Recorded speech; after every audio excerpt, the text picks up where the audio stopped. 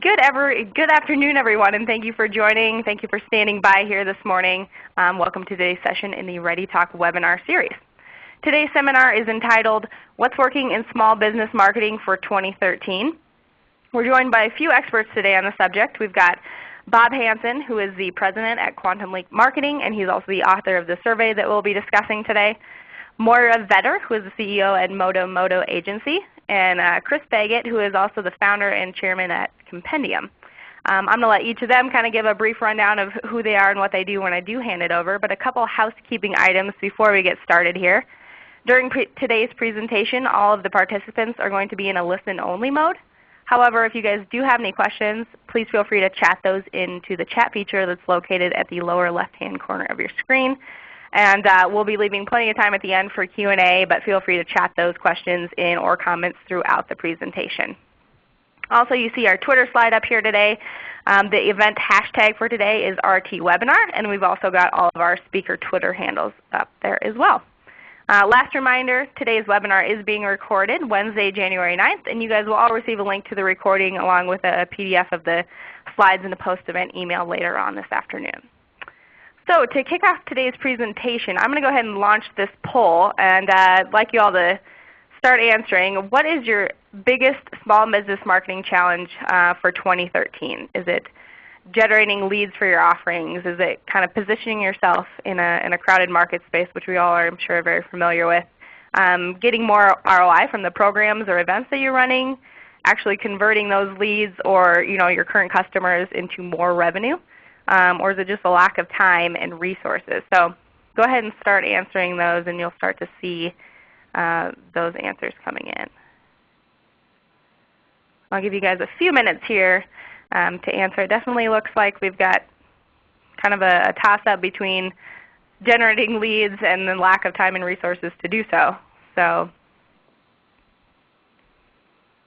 I'll give you another few seconds here, and then we'll hand it off to Bob to start speaking about how these are all going to play a role in today's presentation. So it looks like the majority of everyone's answered. I'm going to close the poll out here, and you guys will see those final results. So it kind of looks like generating leads for your offerings is definitely one of the biggest challenges you see coming up in the new year. So Bob, go ahead and take it from there. Okay, thanks, Simone. Thanks to ReadyTalk for hosting the presentation today.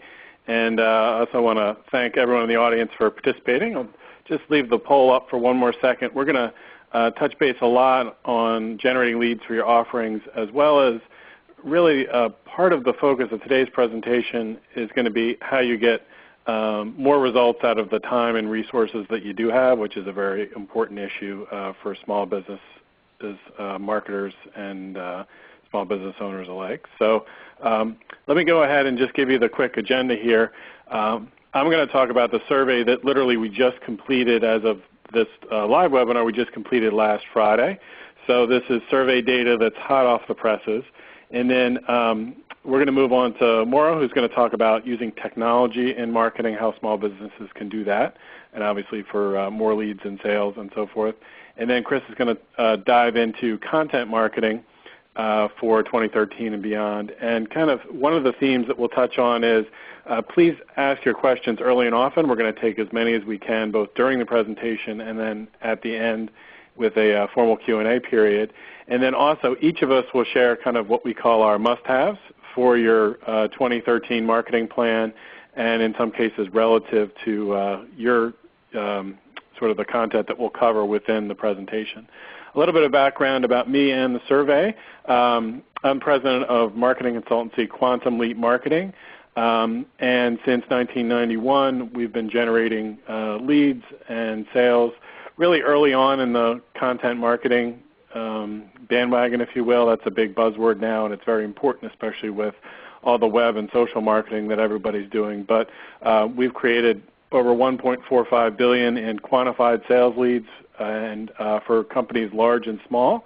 And then for a short period of time, I was on the side of the fence that most of you are on, in that I was the head of marketing at a small business. And using the strategies that we'll share today, we increased sales 4 times over 3 years, 36 months, and generated as many as 15,000 sales leads in a single year. So obviously the leads weren't a problem, and then we got a lot out of our small resources. The company was under $10 million in sales at the time. And then right now, we primarily focus on what we call 3 verticals: financial services, high tech, and then marketing. And we have what we call the client attraction marketing system. If you request more information from us or connect on Twitter, we'll send you the infographic that we had just created in the last week that really outlines how you can take control of your marketing using some of the strategies we'll talk about today. And then just in terms of a background, what I'll do is go through our survey, which we just completed. We had 269 completes, which is very good. We've been doing this survey. It's not scientifically a tracking survey, but I would say at least every other year for about 5 years. In some cases, we haven't skipped a year, so this has been tracking fairly consistently, and so we're real confident in the data. And then what I want to do, since we're also going to share a white paper, which will be a little bit more of a deep dive into the data, what I want to do is just give you a snapshot and then have that lead us into the insights that will hopefully help you get more return on investment from your marketing budget and generate more leads, as folks wanted to hear in the beginning. So the first slide here, you'll see the chart. I'll give you a minute for each one to digest it. I've really tried to focus on the top insights and the top charts, if you will.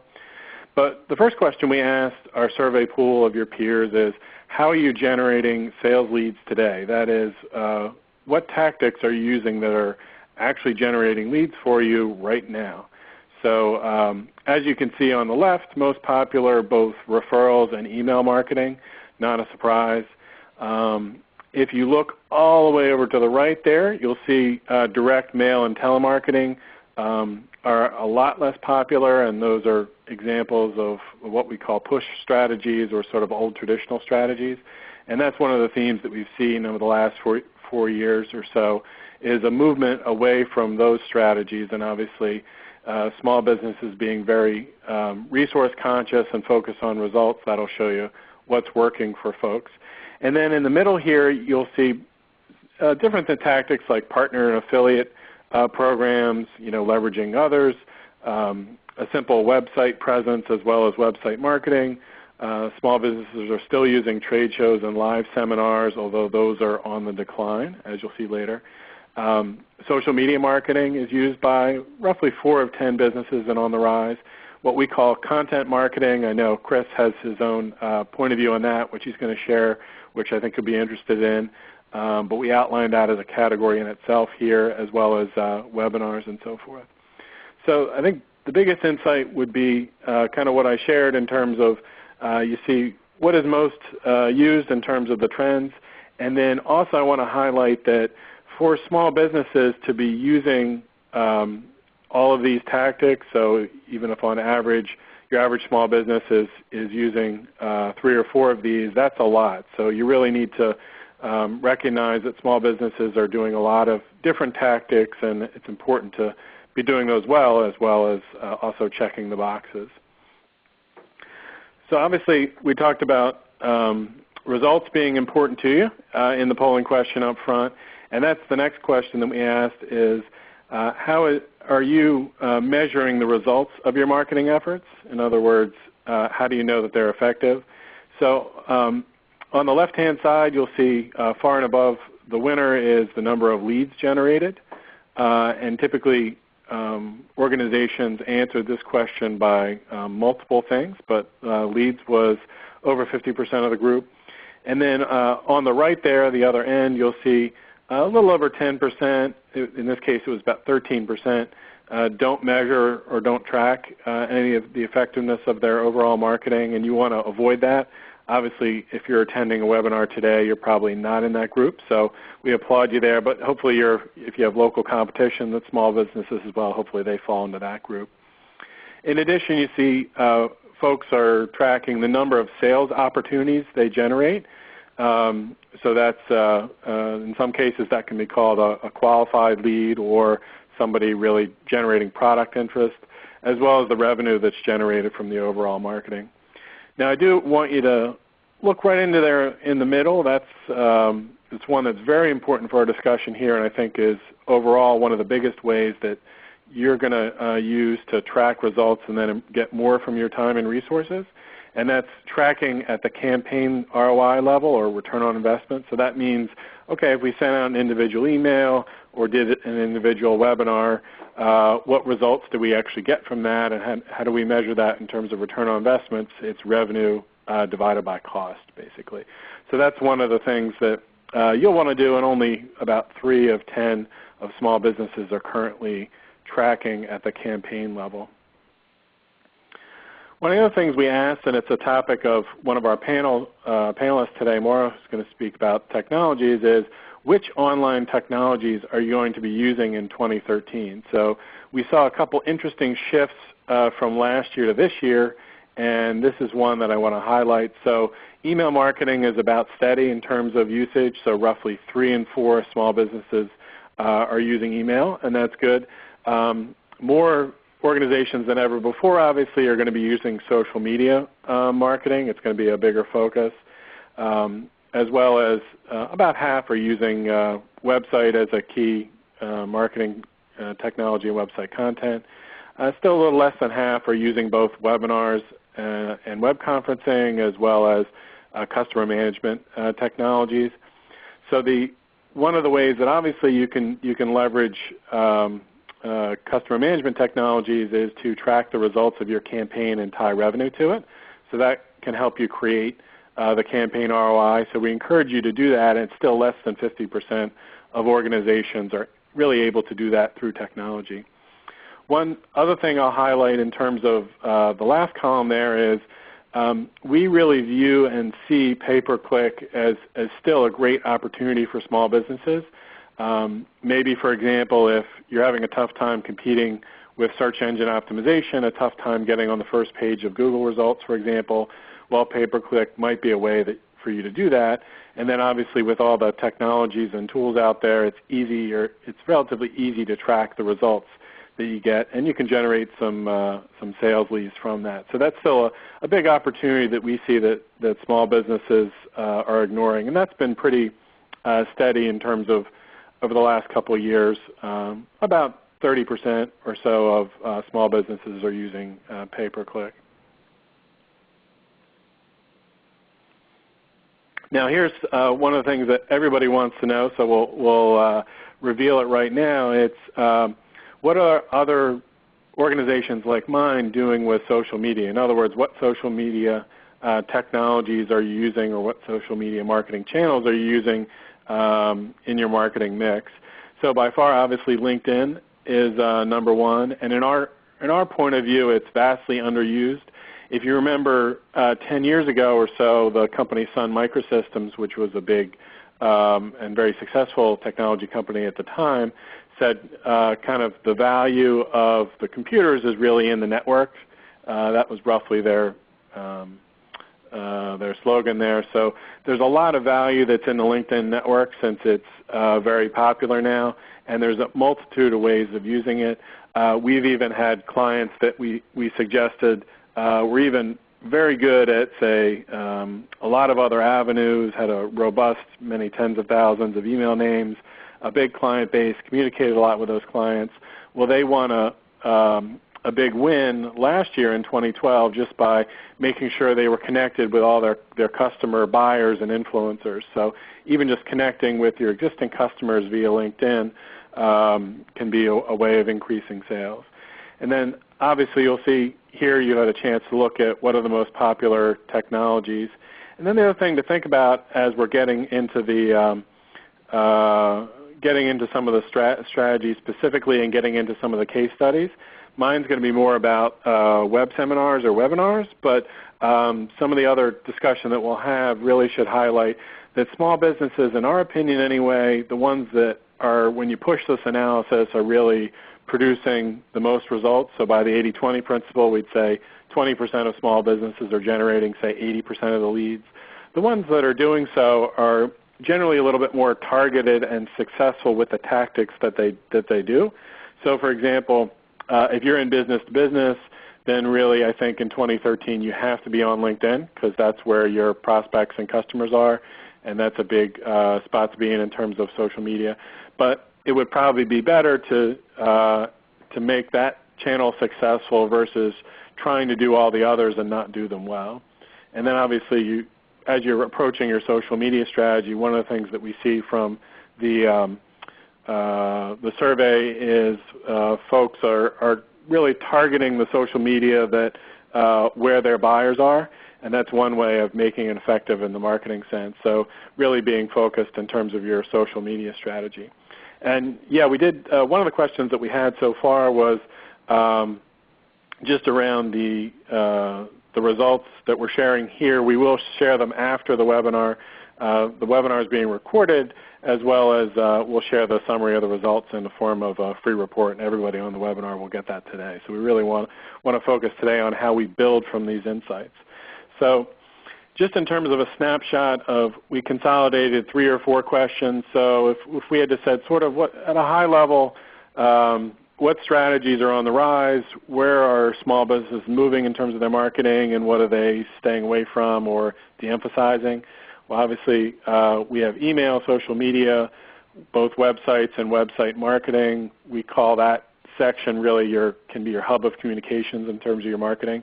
So you can obviously drive a lot of social media traffic, as well as convert to opt-in emails, and then convert those emails into leads using your own website. So the websites are more important than ever before. And then in addition, obviously, events are very effective in terms of marketing, whether you're doing more of B2C or B2B. And that's one of the reasons why that channel is on the rise. I'm going to touch on that later, but one thing to take away is our survey shows that literally 1 in 5 small businesses, so 20%, are planning on trying webinars for the first time this year. So we've kind of reached a critical mass there, and that's one of the reasons that we're seeing the drop in terms of usage of trade shows and in-person seminars. Finally, we're also seeing, in terms of a big snapshot, not only are your marketing campaign cycles shorter, and then obviously if you're using Twitter for a marketing campaign, that could feel like literally seconds that the campaign has come and gone, very different than planning for an annual trade show, for example. But we're seeing the marketing campaign cycle shorten, as well as we're seeing the amount of the time that you're allocating to your marketing plan or your marketing tactics overall before you update those. So we find literally 2 in 3 small organizations are updating their marketing plans either monthly or quarterly. So one of the reasons that I believe that I mentioned one of our successes that we had when I was on your side of the fence in terms of being a small business marketer is we would literally sit down with the executive team and the sales team every quarter and map out the next 90 days in terms of themes, marketing calendars, and emphasis and so forth. And that was one of the ways that we took the feedback that we had gotten over the previous 90 days and then improved it over the next 90. So one of the other bigger trends, this probably isn't news to you, but this year we believe will be all about return on investment with your social media marketing. So smaller businesses have dabbled or invested in that in past years, and we think one of the things you'll see or areas that you should be cognizant of is that this is really the year to get a return on your social media marketing investment.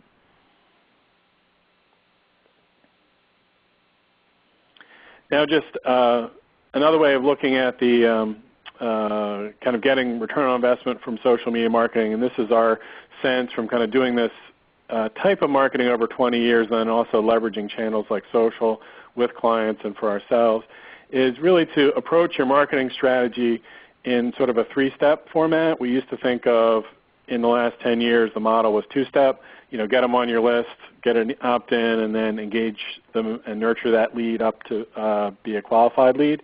But you can almost think of it as the first step is to engage your prospects using social channels. The next is to convert them to a lead or an enriched lead via online marketing. So to take that connection and turn it into more of a relationship. And then the way you do that is through content marketing, and Chris is going to talk about that in a few minutes in depth. The other thing to think about is we live in an era, obviously, of what I call narrowcasting. So if you think back to 1960, there was 3 TV channels, and that was kind of the classic area of broadcasting in the early years of television when it became popular. But we live in an era of narrowcasting, so what we think is important to get return on investment from both social as well as your small business marketing is to really understand, rather than what are the 3 TV channels that I might want to advertise on, but rather what are the top 3 problems of my very prospects and influencers or my buyers. So if you have content that is relevant to your target audience and addresses one of those top 3 problems, that's an easy way of being successful with content marketing and really capitalizing on the narrowcasting model that we're in now.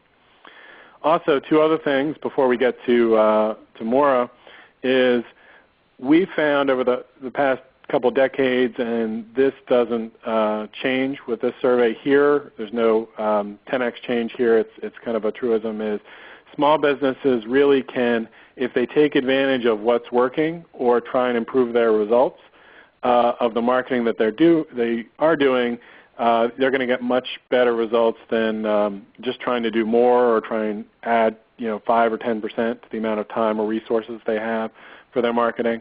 So literally, we used to teach a course called How to Make Your Advertising up to 500% more effective. So if you had to increase your number of leads 500%, it would be better. You'd be better off to do that by being more effective with the marketing resources that you do have, rather than trying to go out and somehow acquire 5 times more resources. And as I mentioned, I'll talk about online marketing in the mix and give you kind of a case study of webinars. So with that, I'd like to, that's the summary of the survey in a few minutes and the landscape and so forth. So we'll turn over the presentation tomorrow. Is going to talk about marketing technologies. Maura?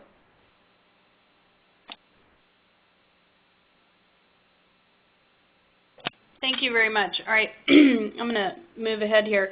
So a little bit about me. I think a similar theme that you brought up is that not only do I have a marketing agency, but I also am a small business owner. So I also, in my early career, was on the client side. So I understand the challenges in an ever-changing mix of media options and trying to reach your audience, the ways that you can do that, and do that with the ever thinner dime, in today's economy. So a little bit about me, 25 years. Earlier, B2B was mentioned. That's really my sweet spot. Some similar spaces as Bob in the healthcare, the financial services, and heavy technology area. Things that we focus on as a business in terms of marketing are brand and valuation evolution of businesses, particularly mature market, complex B2B businesses. Their sales and marketing effectiveness, which is, of course, critical for all businesses, and then growth acceleration. The reason that social and what you do with technology and how you sort of capture and engage audiences is so important to my customer base is because complex sales cycles go on over, sometimes 9 months, 2 years in some cases, the consideration cycle. So you have to be constantly building that relationship and communicating and touching those audiences, and then obviously in this day and age, capturing how you've done that effectively, to prove your value. So a couple of things. Obviously, I am going to be talking about technology, but before I talk about technology, one of the things that was touched upon in the invitation for this that I think impacts everyone's ability to do social media effectively and to use technology effectively is the budgeting reality of today. And one of the things that we're seeing with our clients is a movement from not only zero-based budgeting, but actually sub-zero based budgeting. And what I mean by that is in the past, people, and when I say people, I mean the CFO or the CEO has said, justify to me, assume you have no money to spend, tell me all the things you want to do, and then tell me how you're going to how these activities will pay for themselves. And that's been zero-based budgeting. And then you say, okay, we need to budget $50,000 to accomplish these things, or whatever the dollar amount is. And I find that now, and I definitely have seen that in this campaign cycle in particular, people are actually having to justify the discipline or existence of marketing at all. People understand why sales is there, people understand why finance is there, but particularly with the expenditures in social and things where people have not been able to connect the dots back and prove the ROI, they're saying, I don't even know why you exist, so first you must prove your existence, and then we'll talk about how much you can spend on your area. So I think people have to deal with that realistically. And then one thing that I see a lot of people doing for budget, and this again, we're talking about small and mid-sized business, which can mean a lot of different things, but if your business is large enough, make sure that if you have the opportunity to use other people's budgets that you're doing it. And this is something that I do see in a lot of our clients where if they are leveraging marketing automation or they are leveraging different technology platforms, if they are doing certain signage or environmental graphics or things, some of those things may not need to reside in the marketing budget. So for instance, marketing automation may in fact be something that should be a function of the IT organization, and in fact it should be a line item in IT. Salesforce.com often goes back to a sales expenditure. Trade shows sometimes will be a sales line item for travel and expenses related to the selling function of a business. And so I do see a lot of people getting a lot more specific and anal retentive about exactly who is paying for everything so that marketing is not paying for things that should actually be in other functions of the business so that they really have every penny they think they have to work with. And then this may seem really silly, but the use of extended family and interns and entry-level staff for social media. I do see a lot of clients doing that. You need more hands on deck, and you need a lot of people helping, and there's no question that the younger generation is very comfortable with the media and the platforms, and so I think that a lot of people are trying to use as many resources as possible to do this effectively, and that is another way to stretch that dollar. So the use of technology in marketing, and I will come back to a couple of points. I jotted down some notes from what Bob mentioned earlier, and a couple of people have asked questions about. I want to come back and touch on some of the things about LinkedIn for B2B and specifically the online mix. But just quickly to sort of hit my points. Uses of technology in marketing that I see are rises of marketing automation and usage of systems like Pardo, Marketo, things that are much more cost-effective now. Even something like Pardo has moved to a month-to-month system. So for small and mid-sized businesses, it used to not be cost-effective, a cost-effective consideration to implement a software platform for marketing automation. And so the cost has come down, the implementation simplicity has improved, and therefore it is now possible. So it is increasingly possible to measure all the time so many of the interactions and engagements that are going on. Another thing too, marketing automation enables you to build landing pages that can integrate with your online marketing. And one of the things when we talked about the online mix, the marketing mix, not just doing one thing, doing a few things, also not doing all things. I think there's a great point that Bob had about pick 2 or 3 things and do them really well. Don't try to do everything. But one of the things that a small or medium-sized business may be challenged with is getting access to a webmaster. In many companies, if it's a technology business, the webmaster or the technology team is actually devoted to delivering on actual client deliverables, client-related technologies, and it's hard to get access to that web team for use for marketing purposes. And so a lot of organizations struggle with getting the web access they need, or they may not have a webmaster on staff. And one of the beautiful things about marketing automation systems is outside of the the framework of your existing website, you can create campaigns and then create landing pages so that you can create a continuity or a continuous experience and a way to loop someone into something using marketing automation systems.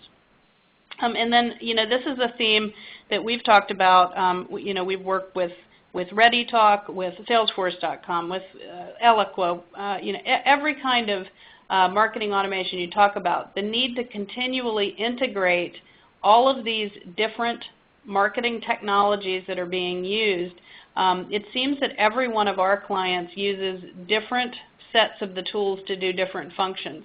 And so a good thing to do is to figure out what information you're going to capture where and how you need to then connect the dots. And I'll talk about connecting the dots in a minute. But integrating these campaigns together, integrating your data together, and making sure that you've got high-value content that's going to capture and encourage engagement, a continuous dialogue.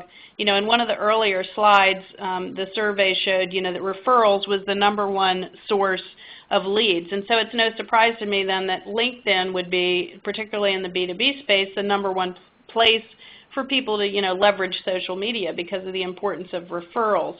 And so that continuous dialogue and referring credible people within your network is really the highest value way to get in front of the right people and to shorten your sales cycle too, which again, that goes back to that lead conversion.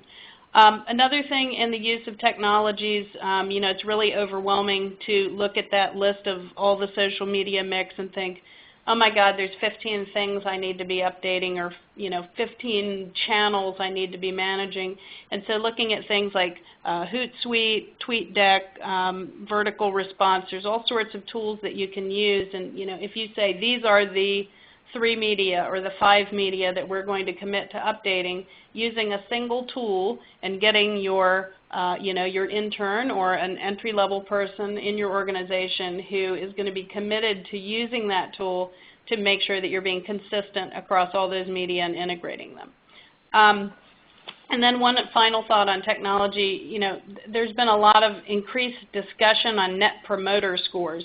And, the whole thing about Net Promoter Score, again, is the power of an advocate and an evangelist for your business. This, again, speaks to the importance of a referral is tremendous. And when you can harness the voices of the people that are real loyalists for your brand, you can, tip people in the cup faster, close the sale, use your promoters to help you close business. And so there are tools, a recent one that we've learned about is called Listen 360, and it's a simple 2-question tool. It's a survey that you can implement and integrate, and it enables you to take promoters and to actually push a live feed out to your Facebook page or any of your social media itself. And if you were to have a customer that was, rated you very high on service and had a great comment, it will, in an automated fashion, push that directly to your stream where you actually don't even need to mediate that process. And so increasingly finding ways that you can use tools and give the promoters, not again the detractors or the people that are going to be saying negative things about you, but encourage and find and hone and make it easier for the promoters of your business to push their voice directly out to your social media channels. And then mistakes to avoid this year, unlimited online advertising. I think there was a discussion, about the use of Google AdWords and, pay-per-click. And pay-per-click is one thing and search rankings are one thing, but online banner advertising is an area that I think a lot of people have really been dissatisfied with. And there have been a lot of discussions about you don't get the same impact. It's easier to avoid, and since people stay on a page for 3 seconds, you don't even have that kind of impression impact that you had in print that you do in banners. So I see banner ads going way down, and as organic search and social streams get smarter and smarter, I think the value of the paid search may go down as smart search optimization goes up. Another mistake to avoid is, again, manually connecting the dots. You must connect the dots, so if it's the only way you can do it, do it manually. But again, any ways that you can use the marketing and the sales automation tools that you have.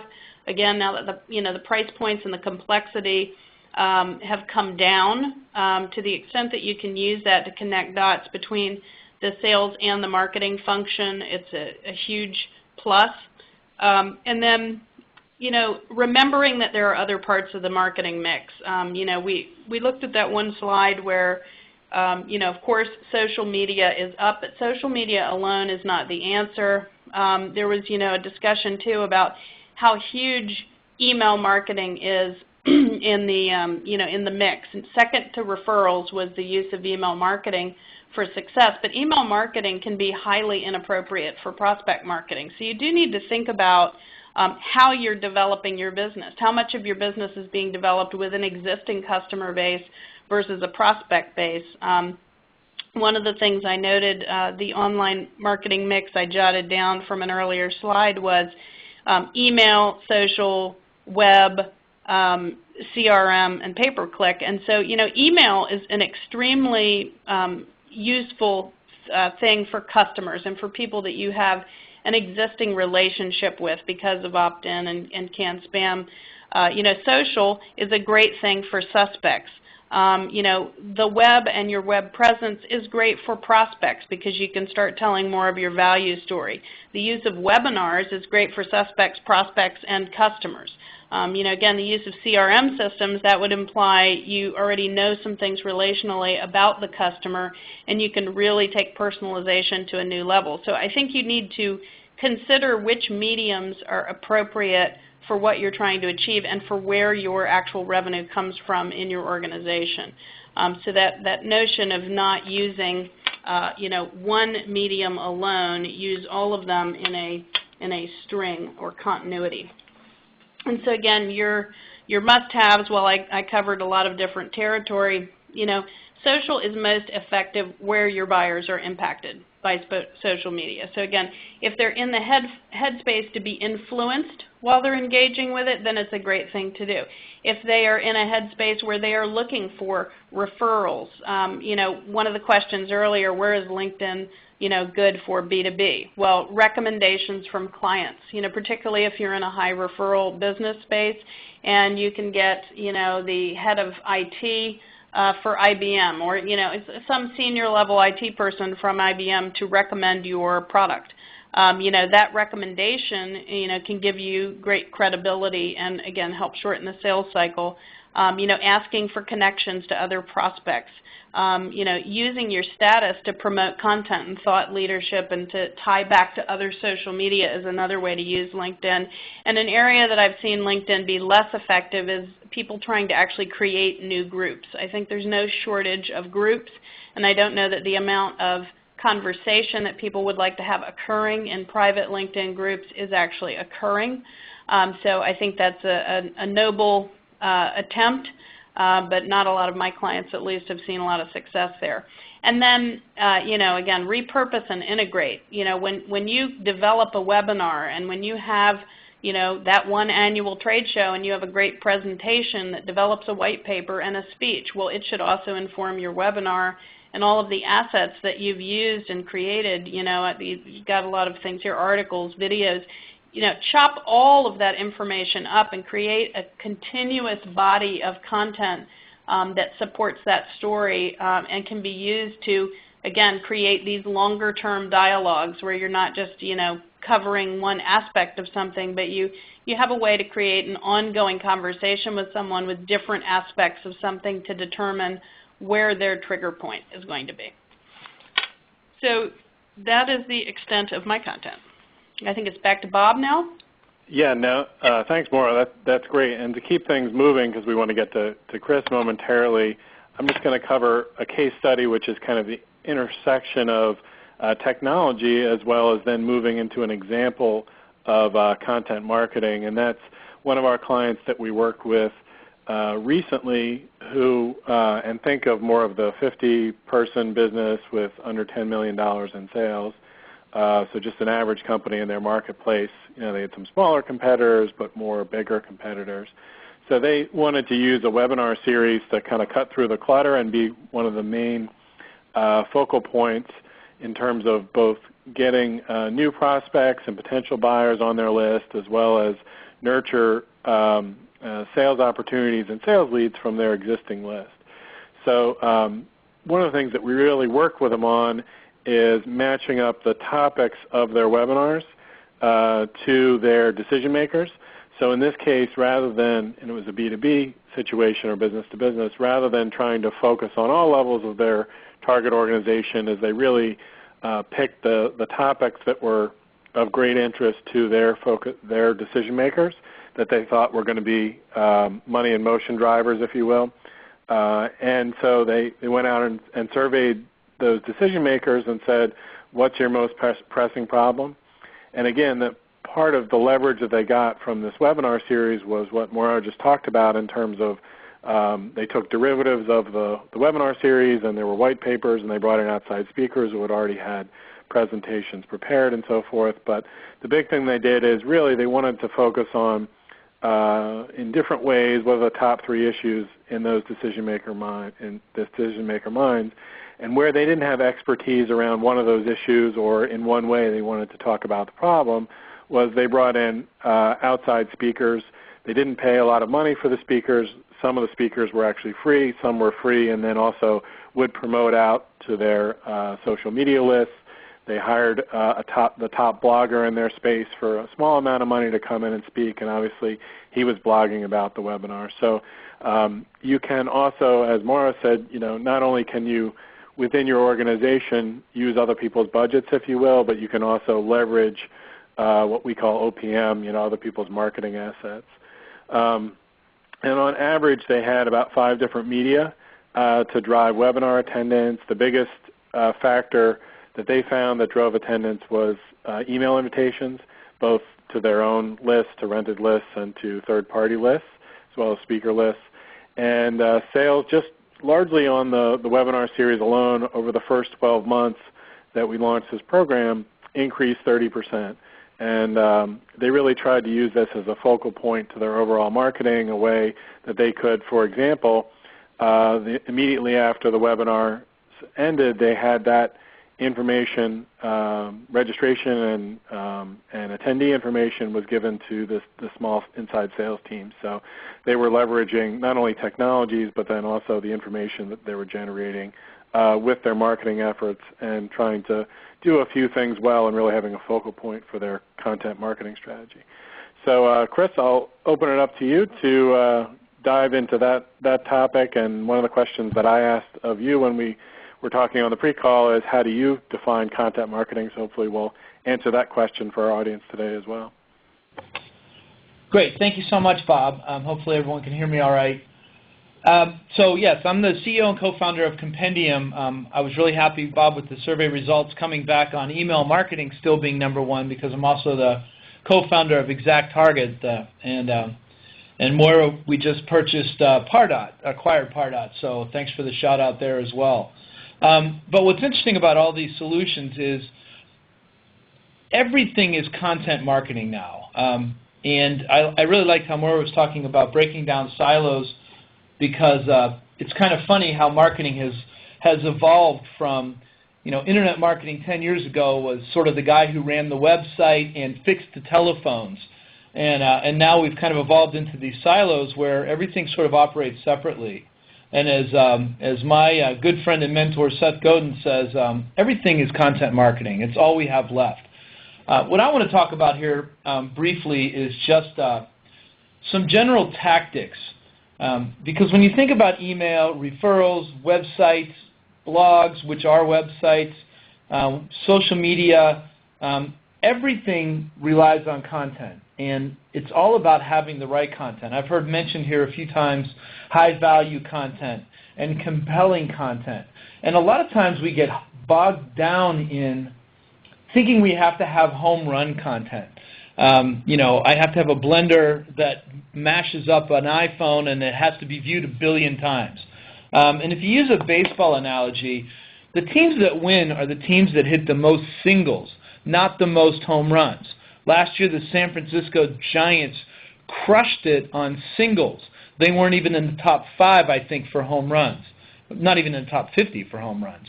singles win ball games and singles win marketing. And as we're talking about content, I wanted to share some real easy, tried and true tactics for you to create content that you can deploy across all of your marketing channels. And we've talked about personas for a number of years probably, and this is just a real simple breakdown, and you'll get these slides. But as you're thinking about your customers, you want to think about different things like their behaviors and cultures, their fears, their challenges, their motivations, and literally make a grid like this. This is actually an exercise we worked for an apartment company. So who do you want to rent to? And, you know, what are their issues and things like that. Sorry, I'm learning how to use the tool. As you go through, and we call this topic modeling, as you go through their personas, then you have to start thinking about their stage in the buying process. So asking, where are they? Awareness, consideration, inquiry. What is their main question going to be? And those are the things you want to answer. And that's the kind of content that you need. It's almost in, Bob talked about narrowcasting, but you know, it's really micro content elements aimed at a specific person with a specific problem at a specific stage in the funnel. Once you've done that, now you've got a really nice breakdown of different personas across the top and different stages in the funnel going down the left-hand side. And if you can build a library of content for these folks, you're going to be really far ahead of the game across all of your marketing channels: email, social, web, search, pay-per-click ads. The actual exercise of topic modeling, you know, starts with a general theme. So in this case, I want to rent apartments.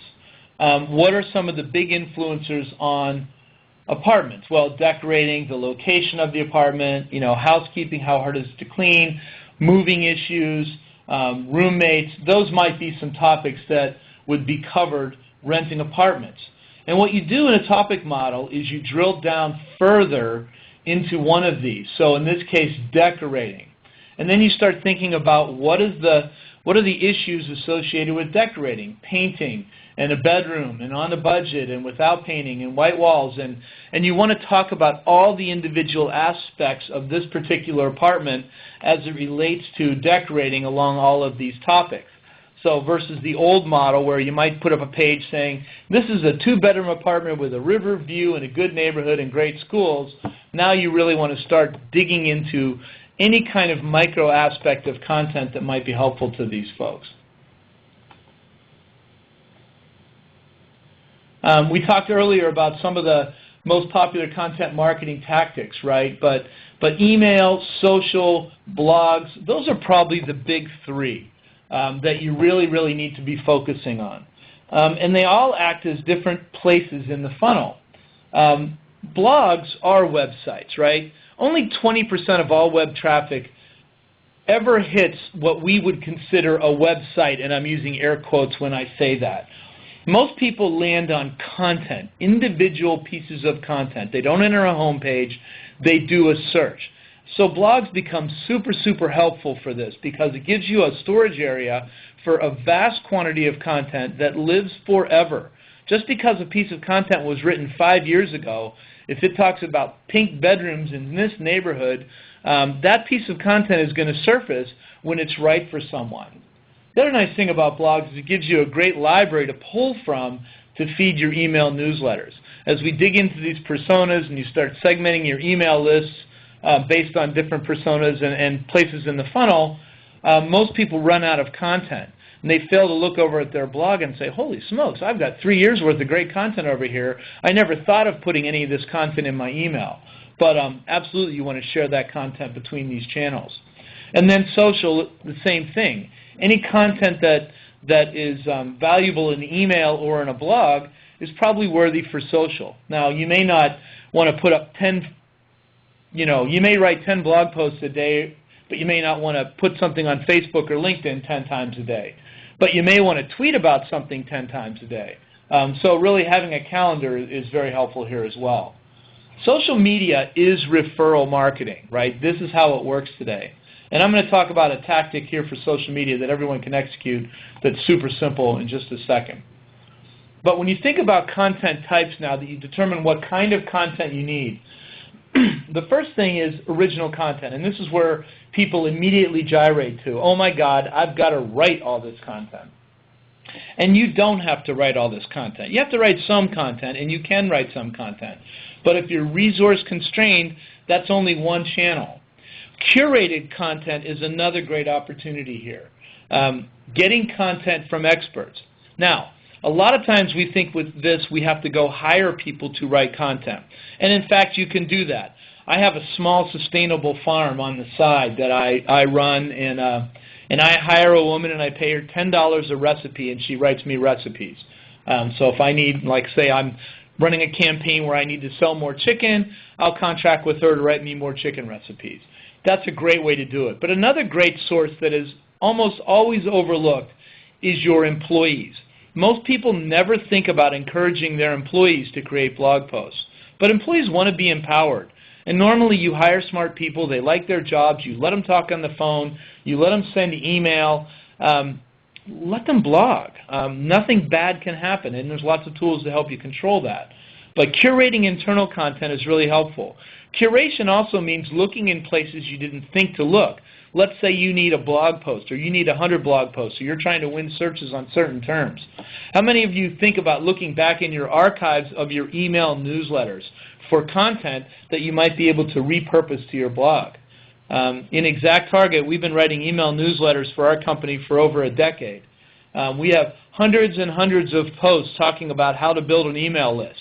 If that becomes an important topic for us, well, it has become an important topic for us for search, we can easily go into that archive of email newsletters and pull that content and repost it out to our blog.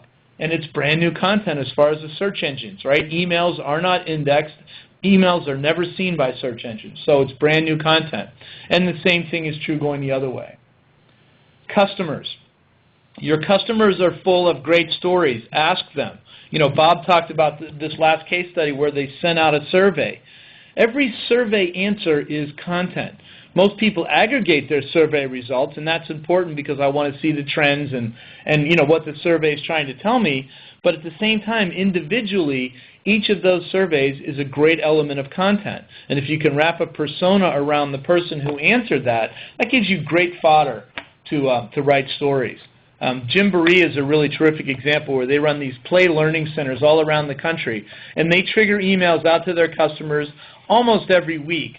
And the ones who write more, they get more emails. And basically, what was Billy's favorite activity today?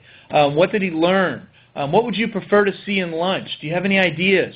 And all these kinds of questions that they fire off to their customers, and guess what? Their customers answer them like mad. The other thing the customers do with those is once they get posted, they get another email that says, hey, share this with your friends. And they hit those sharing buttons, and those posts get shared out to Facebook and LinkedIn, and that's how you turn Facebook into an acquisition tool. Again, repurpose content, any white papers you've ever done, any direct mail pieces you've ever done, all of that content can be pushed out through other channels. And then frequently answer questions. And really, this is just a summary for Outlook email, which I'll just talk about here specifically because it's the biggest piece of magic. It's really, really important that you have a calendar, though, that you map out everything so that you have the good schedule. There's a great book called Content Rules by the folks at Marketing Prop, C.C. Chapman. And they have in there kind of a calendaring, you know, you should write 4 blog posts a day or 1 blog post a day and 4 Facebook updates a day and 2 LinkedIn updates a day and 10 tweets a day. And whatever you decide your frequency is going to be, you want to be consistent with it. And through a calendaring system, you can do that. This is actually a screenshot of Compendium, but what I want to talk about here are these emails. Your employees are sending and receiving emails all day long. People ask you questions. Why do I need snow tires? And someone's going to answer that person. And usually I hear people say, oh, I can't get my employees to blog, but their employees send out emails all day long. So just set up a blind copy for those emails so you're able to capture them. And you can review them and turn those emails into blog posts, into email newsletters, it's great content that gets completely thrown away. And that's sort of my big secret. If you want one trick today to really master your content marketing, think about curating your Outlook emails within your organization. And you will find that you get reams and reams of content. And if you match those up against the funnel personas, topic modeling we talked about at the beginning here, you're not going to have any content marketing problems at all. And I believe that is it for me, and it goes back to Bob now. Yeah, thank you. Thank you very much, Chris. Simone, what I'll do is kind of recap our what we call our 7 must-haves for 2013 in your marketing success plan while we go into questions. Sounds good. So kind of looking back here, what we do have on this last slide, and actually we have 8, so you get a bonus one, and I only said 7. But again, just kind of going back through those, and Bob, I can let you touch on these, but obviously we're looking at a lot of social. We're looking at integration being very big, and repurposing content or creating content. And then obviously capturing metrics and trying to measure the profitability of the content or data that you have created. So if you'd like to do a quick rundown with these, and I'll line up some of the questions that came in. Okay. Yeah, one question that I saw and this will be the first question. I don't know. I think Maura kind of touched on it, but how do we use B2B in B2B marketing? How do we use LinkedIn? So one of the things that we highlighted earlier is to make sure at a very basic level that whether it's formal or informal, whether it's sales, marketing, business development, that with your target businesses that you're going after, typically there's both there can be users, there can be influencers, there can be decision makers, there can be economic decision makers. So LinkedIn's a great tool to identify those folks and then also make connections with them. So it's a real easy and cheap idea for success. There's also lots of LinkedIn groups, right? Joining groups that are relevant to your industry and then pushing your blog posts out to those groups creates great content and tons of engagement, as well as answering questions and things like that other people pose, right? Being a participant is very helpful, although that is kind of time-consuming. Okay. Next, what do we have next, Simone, for next question? Here's one that we had come in. What for you is a great example or insight of what you want to share around small businesses getting return on investment from their individual marketing campaigns? What might be one that you have seen? I know you kind of mentioned one case study in yours. Is there another example of a customer that you worked with that you would really want to highlight? Is this for me? Do you want me to start? Yeah, sorry. Oh, yeah, okay. Go ahead and start. Yeah, we had a real small business. They only have 5 employees in the financial sector that we work with, and it was nice because we started working with them in December of last year, put together a plan, and the key thing that we talked about here, number 5, is basically they had kind of one money in motion driver, as they call it in the industry, or area that they identified in terms of their persona, possible personas, and they had a little bit of content in their area, but they basically took that content and then turned it into a seminar, a webinar, a newsletter, a PR campaign, and then they just launched a sort of a short infomercial or TV show.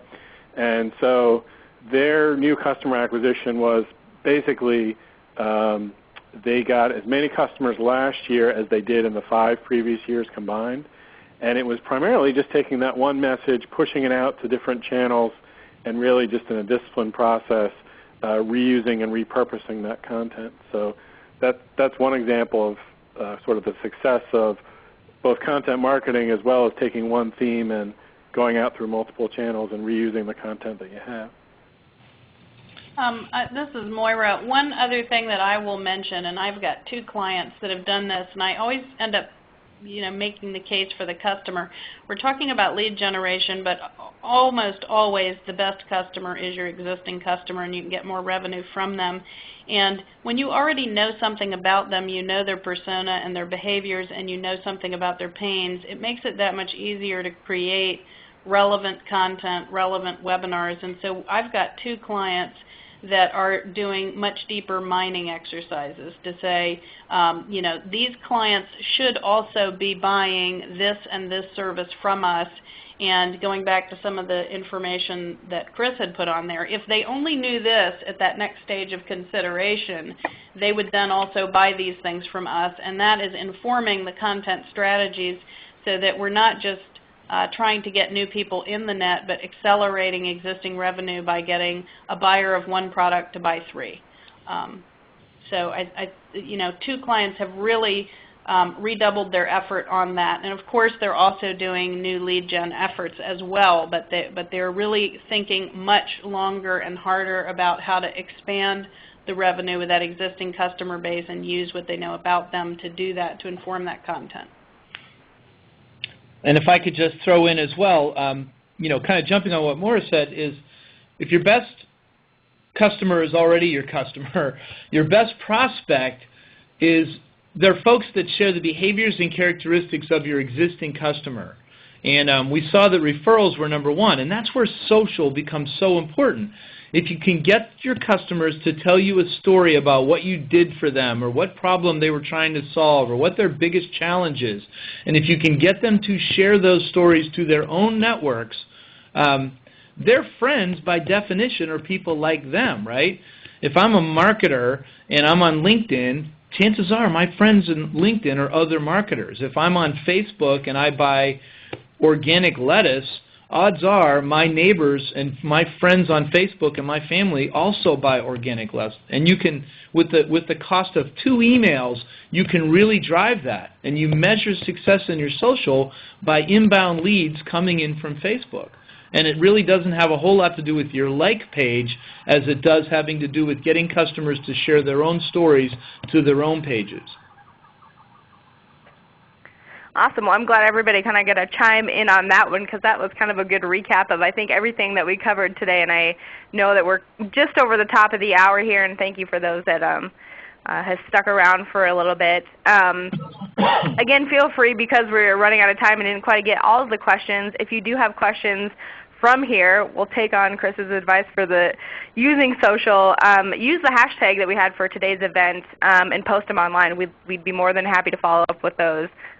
We do a lot of repurposing our Twitter topics, our hashtags and stuff from webinars to blog posts. So on that note, I'm going to wrap it up. Thank you guys all for presenting on today's call. We really appreciate it. Compendium, Motomoto, and Bob at QLM for putting together today's survey. Again, you guys are all going to get a copy of the survey of the results, a recording link, as well as a PDF of the slides today, so if you need to go back and review anything. And also on that note, we would love for you to fill out the post-event survey that will pop up afterwards. Give us some feedback. What did you enjoy? What are you hoping to learn more from future events for us? And obviously, we want to offer you guys, too, if you're interested in the actual ReadyTalk platform today or just learning more about it, feel free to type yes into the chat feature, and we can have somebody follow up with you. So thanks again. Everybody have an awesome afternoon. Thanks again to our presenters, and we hope you join us again on another event in our webinar series. Have a good day, everybody. Thank you.